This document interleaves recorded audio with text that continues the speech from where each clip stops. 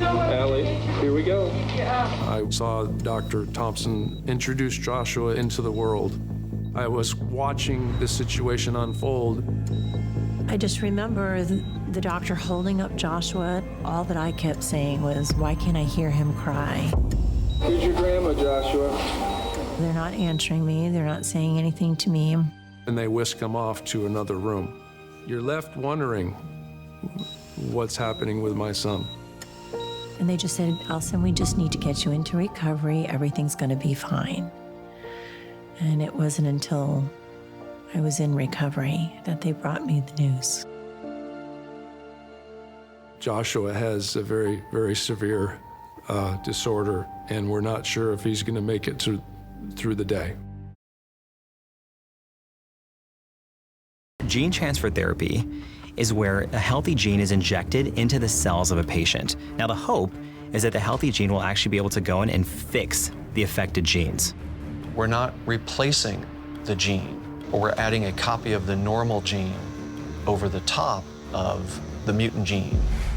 There's one form of virus called adeno-associated virus, or AAV, that is very efficient at bringing a gene or DNA into our cells. In this case, the healthy gene is placed on what we call a viral vector. Think of the viral vector as a molecular taxicab. So this molecular taxicab then delivers a cargo, which would be a healthy copy of a gene, to the patient that has an unhealthy copy. As soon as you supply that missing piece, the muscle knows where to plug it in, and the muscle just starts to function. I remember watching this video, and I just burst into tears. Mice that cannot walk or are dragging themselves to just days later running around the cage. This gene therapy really looked promising.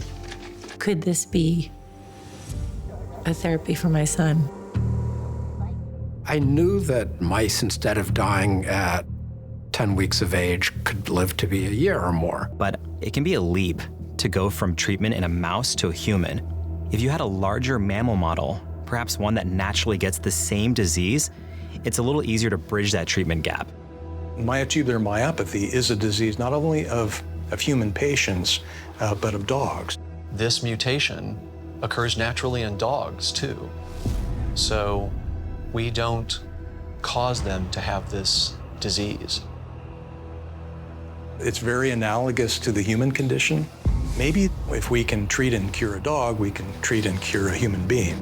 But how are we going to find a dog with myotubular myopathy?